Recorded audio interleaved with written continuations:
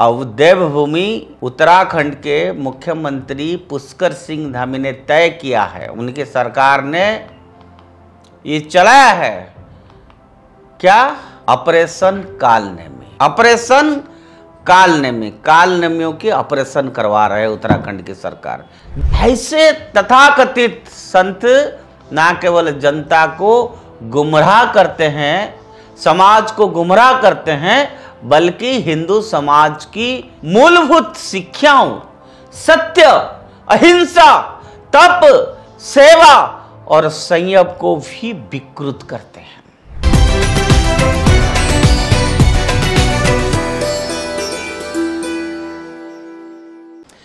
नमस्कार मित्रों, उदय Bharat national channel में आप सबका बहुत बहुत स्वागत है। और आज बात भारत की मैं उत्तराखंड की बात करना चाहता हूँ। कैसे हिंदू और सनातन धर्म को बदनाम करने के लिए कुछ व्यक्ति जिनके मस्तिष्क खराब है वो किस तरह से कारनामा करते हैं, जिसके चलते आज समाज के साधु संत लोग उनके चलते बदनाम होते हैं। मित्रों, आप लोगों ने रामचरितमानस में एक कालनेमी नाम के राक्षस का उसमें जिक्र आता है।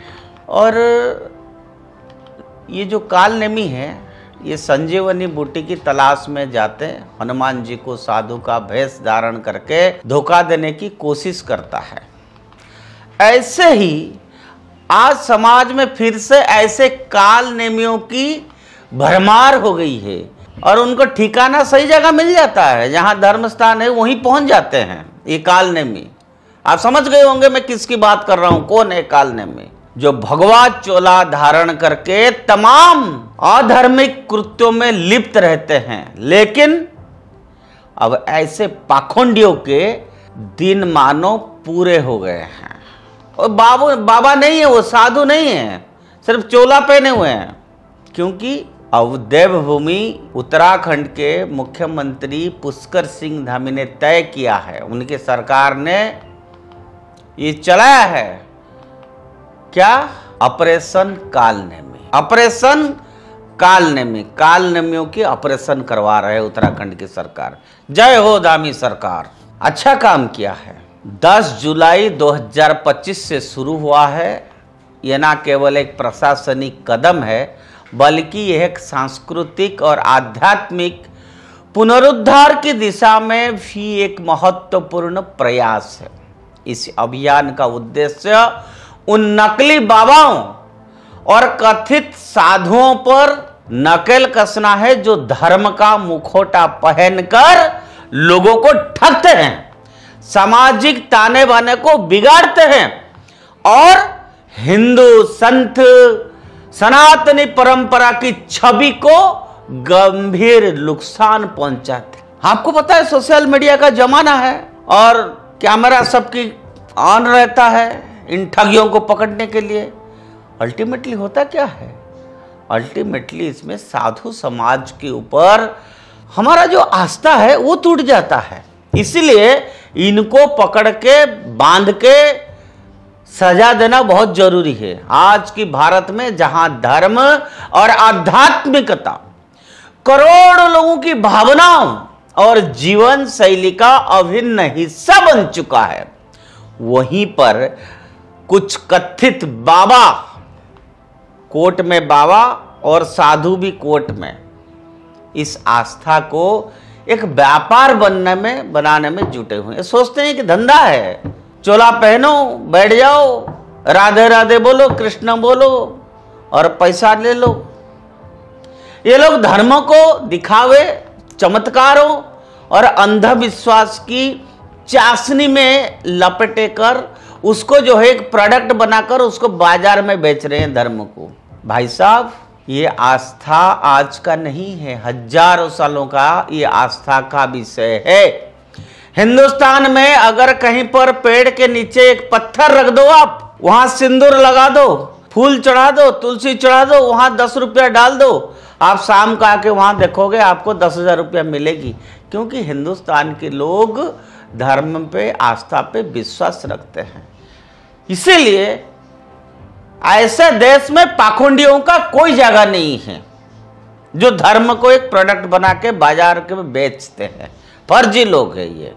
धर्म के नाम पर भूमि हथियाते हैं, मंदिर खोल लेंगे, महिलाओं का शोषण करेंगे, आर्थिक धोखाधड़ी करेंगे और फिर कुछ राजनीतिक लोगों की संरक्षण प्राप्त करके उसका रोज का काम जो है उसमें बन जाता है। एक धंधा बन गया है इनकी।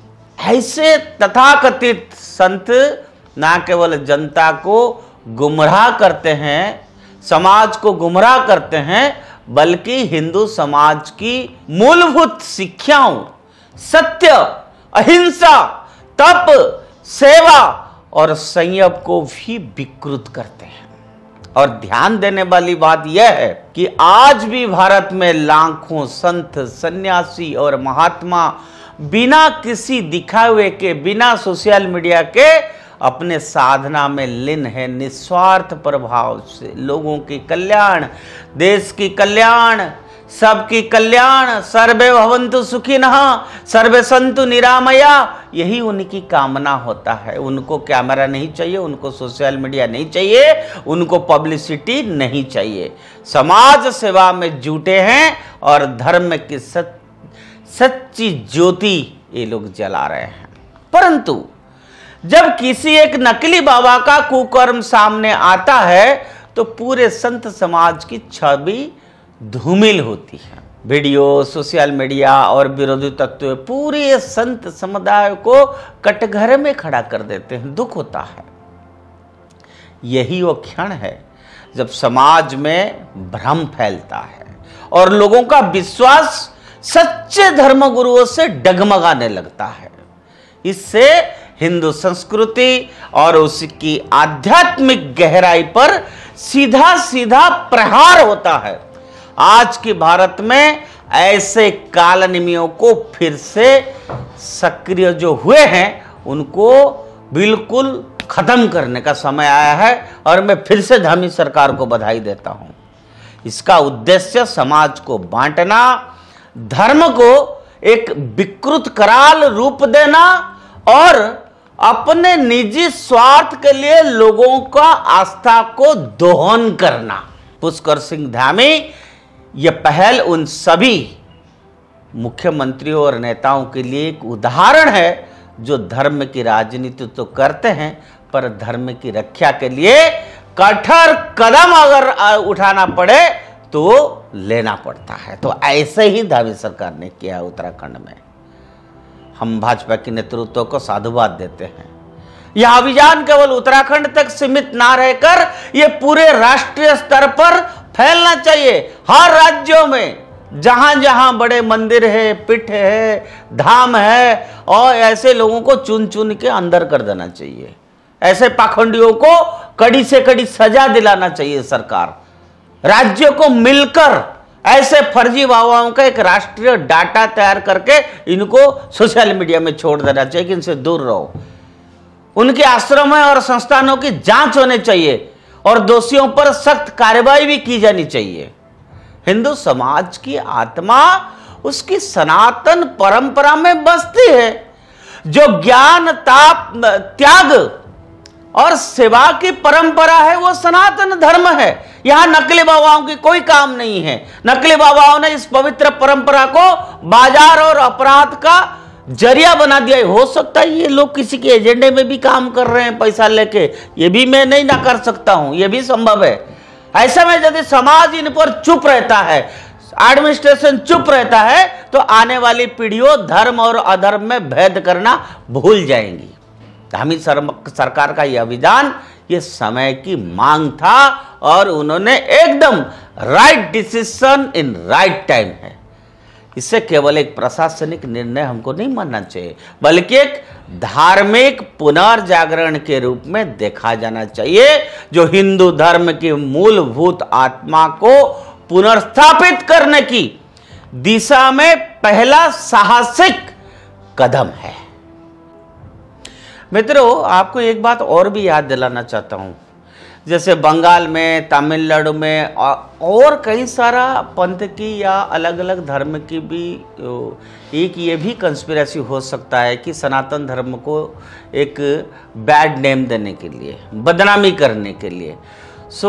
मैं चाहता हूँ कि हमने जो प्रयास किया कि ये पाखंडियों को, जो हमारा धर्म के और हमारा मूलभूत आधार के सोच के विपरीत है, और ऐसे लोग जो धर्म को बाजार बनाया है, उनको आप लोग भी कहीं भी देख रहे हैं, पुलिस को बुला के उसको पकड़ा दीजिए। ऐसे चीज़ों को प्रति हमको सतर्कता भी अवलंबन करना चाहिए। उदय इंडिया के थ्रू हम आपको ये बात आज बताया, और मैं आशा करता हूँ ये बात आप जन जन तक पहुँचाइए, तभी हमारा प्रयास सफल होगा। आज के लिए इतना। उदय भारत नेशनल में आप सबका बहुत बहुत स्वागत है, और मैं आशा करता हूँ आप हमारा चैनल को सब्सक्राइब करेंगे और इसको शेयर भी करेंगे। भारत माता की जय। ओम तत्सत। नमस्कार।